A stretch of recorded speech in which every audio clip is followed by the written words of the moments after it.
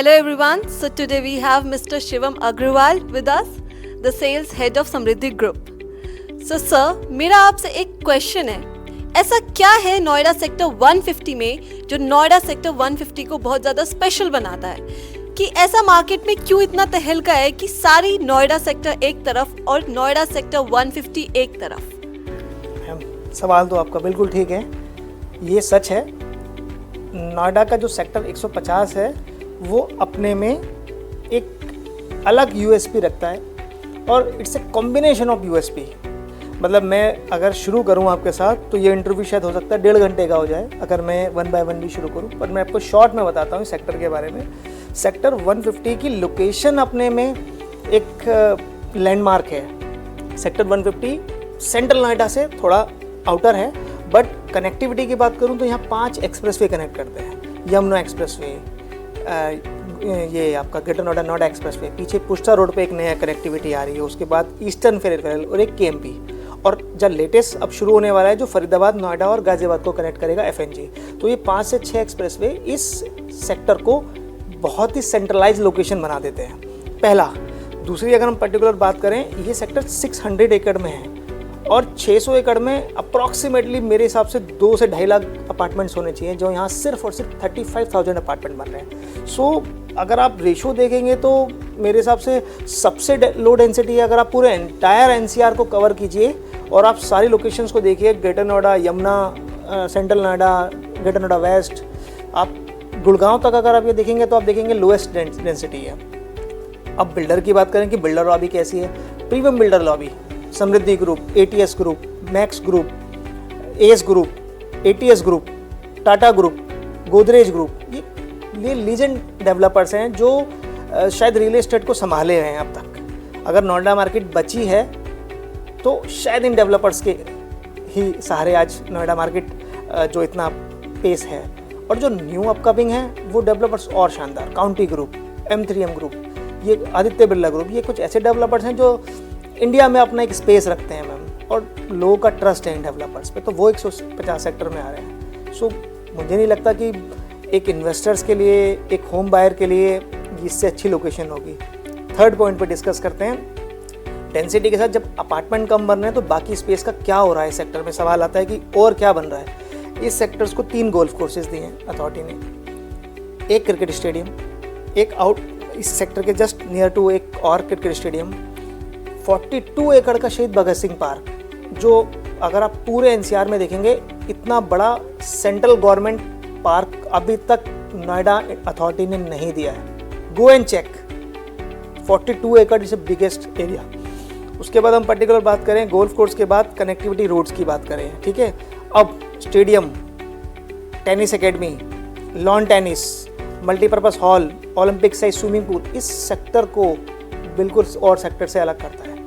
जो नोएडा में सिर्फ एक गोल्फ कोर्स है, इस सेक्टर को 3 गोल्फ कोर्स मिले। कैसे ना हो ये सेक्टर अलग, ठीक है। और आगे भी बात करते हैं, जब ये बिल्डर आए हैं तो इन बिल्डर्स ने अपने एरिया को बहुत अच्छा तरीके से डिज़ाइन किया। हर प्रोजेक्ट के अंदर कोई ना कोई नया यूएसपी लेके आया है, कोई स्क्वैश लेके आया है, कोई लॉन टेनिस लेके आया है, कोई इंडोर स्विमिंग पूल लेके आ रहा है, कोई हीटेड पूल लेके आ रहा है। सो कहीं ना कहीं मतलब आप बात करें, सारा एरिया अलग होगा नोएडा का और सेक्टर 150 की लीग अलग होगी। लोग विश करेंगे कि काश मेरा घर सेक्टर 150 में होता।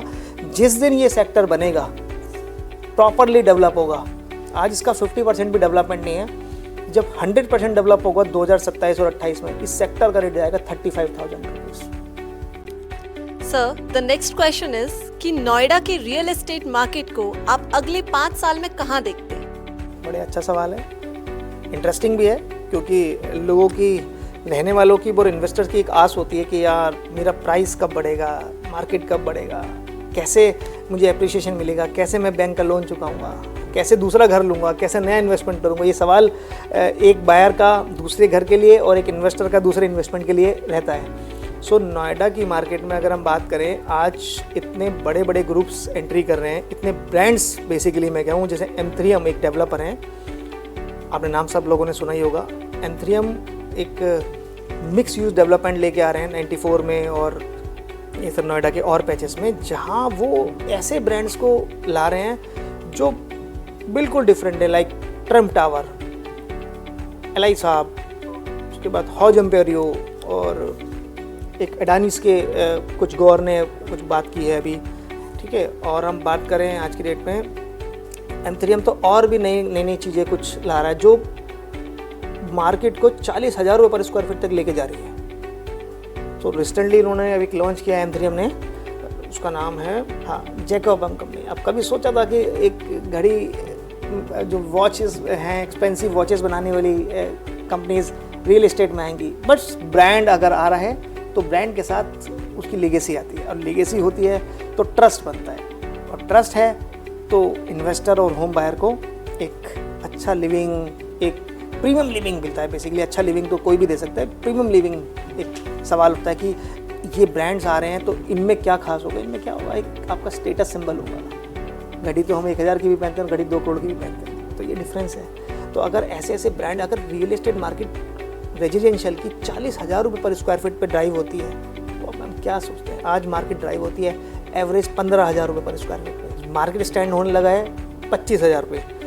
नेक्स्ट माइलस्टोन होगा 30,000, अगला माइलस्टोन होगा 40,000, जहाँ एग्जिस्टिंग मार्केट ड्राइव करेगी। आज मार्केट का एवरेज प्राइस लॉन्चिंग 25 की होती है, बट रीसेल मार्केट ड्राइव होता है 15,000 पूरी मार्केट में। एक वक्त आएगा 4 साल बाद जब रीसेल मार्केट ड्राइव होगी 30,000, इसका डबल, और लॉन्चिंग हो रही होगी 40 से 45,000। ये नोएडा का 5 साल का फ्यूचर है। आज अगर एयरपोर्ट की बात करें तो एयरपोर्ट की आवाज़ आने से पहले, उसके इनॉग्रेशन होने से पहले जो मार्केट यमुना एक्सप्रेसवे की ड्राइव हो रही थी अप्रॉक्स 4,000 रुपीज़ पर स्क्वायर फीट की, आज 11 और 12,000 रुपये पे यमुना एक्सप्रेसवे बिकता है।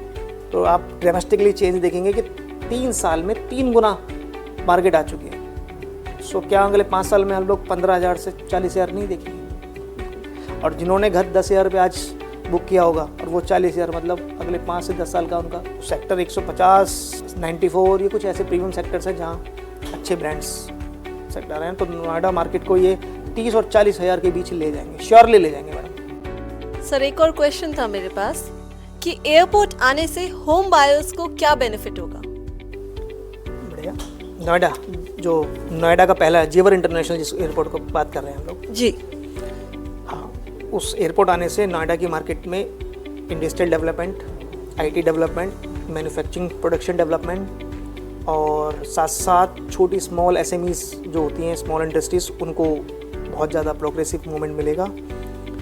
अथॉरिटीज़ भी उनको कुछ बेनिफिट्स देती है कि कुछ अलग स्टेट्स से जो कंपनीज चल रही हैं अलग स्टेट्स में, तो यूपी में अभी पीछे भी एक एग्जीबिशन होता है, योगी जी ने बहुत सारी एसएमईज को इनवाइट किया था कि आप यूपी में इन्वेस्टमेंट कीजिए। एयरपोर्ट की आवाज़ आने के बाद, इनोवेशन होने के बाद, बहुत सारी बड़ी companies, Wipro, HCL, Infosys, TCS, IT का बहुत बड़ी जो ये चेन है वो नोएडा इंटरनेशनल एयरपोर्ट के पास लैंड ले रही हैं। बड़ी बड़ी पतंजलि और आपका HUL, ये अपना पार्ले एग्रो, इन्होंने बहुत बड़े बड़े लैंड पैचेस यमुना पे ख़रीदे हैं। अब वो अगर बड़ी बड़ी कंपनीज अगर एयरपोर्ट के पास अपने अपनी बड़ी इस्टेब्लिशमेंट हो रही हैं, सो इट मीन्स डेवलपमेंट हो रहा है। डेवलपमेंट होने से बेनिफिट ये होगा कि बहुत सारा काम लोगों को मिलेगा, नौकरीज बढ़ जाएंगी इस तरफ। कुछ कंपनीज अगर मैं बात करूं हरियाणा में लगी हैं और कुछ नोएडा में जो आ रही हैं उनकी बड़ी बड़ी, सो उनसे क्या होगा, नोएडा यूपी का विकास हो रहा है बेसिकली। जेवर एयरपोर्ट अपने में 25 से 30-40 किलोमीटर तक, मैं कह सकता हूँ 40 किलोमीटर तक के एरिया में आप सडनली देखेंगे कि रेटों में लैंड रेट, आपके जो अथॉरिटीज़ का डेवलपमेंट है वो और बहुत स्पीड से आ जाएगा। रेट प्रॉपर्टी के बढ़ेंगे ही बढ़ेंगे, बट लोगों को काम मिलेगा। अब जैसे मेट्रो, अब हम कहें अपने में एक प्रोजेक्ट है मेट्रो, अभी तक नोएडा ड्राइव हो रही थी, अब ग्रेटर नोएडा ड्राइव हो रही है। ग्रेटर नोएडा से अब जेवर का नेक्स्ट टारगेट है। अब सोचिए, तो जैसे ही मेट्रो अगर जेवर एयरपोर्ट तक पहुंचती है तो उसके बाद सीधे लोगों का कनेक्टिविटी होगी कि क्यों ना हम जेवर एयरपोर्ट के पास जाके रहने लगे। आज लोग एयरपोर्ट के पास इन्वेस्टमेंट करते हैं, कल को रहेंगे अगर 3 साल में ये प्रोजेक्ट पास होता है। लोग नौकरियां करने जाएंगे, बड़ी बड़ी कंपनीज खुल जाएंगी, सारी IT हब है। सो मतलब एक आप देखें बहुत ज़्यादा एकदम सडनली, जिसको हम कहते हैं ना चेंजेस आना किसी मार्केट में, मतलब इंडिया में बहुत कम ऐसी सिटीज़ हैं जो बहुत जल्दी प्रोग्रेसिव हुई, उनमें एक नोएडा का नाम आएगा। 5 साल में नोएडा का बिल्कुल चेंजेस में आपको मिलेंगे, मतलब नोएडा एक स्मार्ट सिटीज़ में कन्वर्ट हो जाएगा। जो आज कहीं ना कहीं हम लोग देखते हैं कि नोएडा प्रयास कर रहा है कि मैं एक स्मार्ट सिटी बन जाऊँ। तो अगला नेक्स्ट स्टेप यही होगा। आप 2000 टारगेट देखिए, 2026 में हम लोग 2030 तक नोएडा की चेंजेस अलग ही होंगे। So moving forward with another question, एक होम बायर को कैसे समृद्धि ग्रुप में इन्वेस्ट करना चाहिए और अपनी रिक्वायरमेंट्स के अकॉर्डिंग एडजस्ट करना चाहिए? ठीक है, अब बात करते हैं समृद्धि ग्रुप के। समृद्धि ग्रुप अभी 2 प्रोजेक्ट्स समृद्धि ग्रुप के साथ हैं, जो दोनों ही बहुत ही डिफरेंट एमिनिटीज़ के साथ प्रोजेक्ट आए हैं। बहुत एक होती है ना, जिस सिचुएशन को बोलते हैं कि एक पर्टिकुलर डिज़ाइंड लोकेशन पे ये प्रोजेक्ट हैं। जैसे आप सेक्टर 150 में एंट्री करते हैं, अब सबसे पहले आप देखते हैं कि कुछ ही प्रोजेक्ट्स के बाद समृद्धि के दोनों प्रोजेक्ट्स आ जाते हैं। अब दोनों प्रोजेक्ट्स को मैं डाइवर्सिफाइड करूँ तो एक प्रोजेक्ट है जो होम बायर के लिए इमीडिएट शिफ्ट होने के लिए है।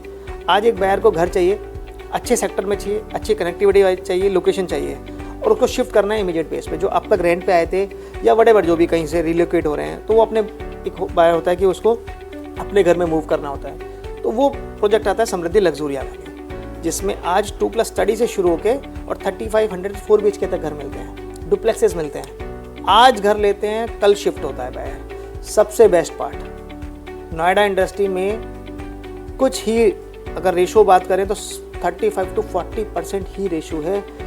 जितने प्रोजेक्ट लॉन्च हुए पिछले 10 साल में और कितने प्रोजेक्ट्स डिलीवर्ड हुए, उसमें समृद्धि ग्रुप का नाम सबसे पहले आता है, क्योंकि उन्होंने वक्त से पहले घर दिया। वक्त के बाद घर देना और वक्त से पहले घर देने में फ़र्क आता है। आज मैंने घर बुक कराया तो मेरी उम्मीद होती है कि मुझे फटाफट घर मिल जाए, मुझे जल्दी घर मिल जाए, मेरी फैमिली उसमें शिफ्ट हो जाए। और मेरी उम्मीद है कि 2000 कुछ एक्स टाइम पे मुझे घर मिलना है और मुझे उससे 6 महीने पहले घर मिलता है, तो मेरी जो हैप्पीनेस है वो उसमें खुशी मेरी मतलब डबल हो जाती है। जिसको बोले कि डबल मुझे लगा कि यार टाइम पे मेरा घर मिला, टाइम से पहले मुझे मिला, मेरी फैमिली शिफ्ट हो गई। तो पहला प्रोजेक्ट समृद्धि लग्जूरिया, जिसमें बायर को इमीडिएट पोजीशन मिलता है, इमीडिएट की मिलती है, वो अपने घर में शिफ्ट करे, आज पैसा दे कल शिफ्ट करे। दूसरे प्रोजेक्ट की बात करें जो समृद्धि ग्रुप की दूसरा प्रोजेक्ट है, जो प्रीमियम प्रोजेक्ट है और बड़े साइजेस में हम लेके आए हैं। उसमें 2+ स्टडी का कॉन्सेप्ट नहीं लाए हैं, उसमें 3 BHK से शुरू करते हैं। 3 BHK 3 वॉशरूम 3+ सर्वेंट और 4 BHK का कॉम्बिनेशन लाए हैं। उसमें 2 साल का टाइम लगेगा, बट 2 साल में बायर को अपना घर मिलेगा। आज बेनिफिट क्या मिलता है, आज उसको कस्टमाइज पेमेंट प्लान मिलता है। आज अगर किसी के पास पूरा पैसा देने के लिए नहीं है तो समृद्धि के जो सेकंड ऑप्शन वाला घर है अंडर कंस्ट्रक्शन, उसमें वो घर लें, धीरे धीरे बिल्डर को पैसा दे, जैसे ही पैसा पूरा होगा उसको घर मिलता है। अब इन्वेस्टर की सोचिए, एक होम बायर इन्वेस्टर भी हो सकता है, बशर्ते उसको पता हो कि मैं आज माइंड सेट करके चल रहा हूँ कि भाई मैंने एक घर ले लिया है, दूसरा घर मुझे लेना है, तो वो फ्यूचर के हिसाब से इन्वेस्टमेंट लेता है और धीरे धीरे पैसा देता है। चाहे तो उस फ्यूचर में जब वो उसको घर का पोजीशन होता है उसको बेच लेता है। तो ऐसे होम बायर को इन्वेस्टर बोला जाता है, क्योंकि वो अपने घर में शिफ्ट था लेकिन उसने घर at the time of position cell कर दिया या बिफोर पोजीशन उसने सेल कर दिया। तो सेकंड वाला घर वहाँ सूट करता है जिन होम बायर्स को घर चाहिए टाइम के बाद, थोड़ा है ना, पैसा भी धीरे धीरे दे रहा है, EMI का बर्डन भी धीरे धीरे आए, ठीक है।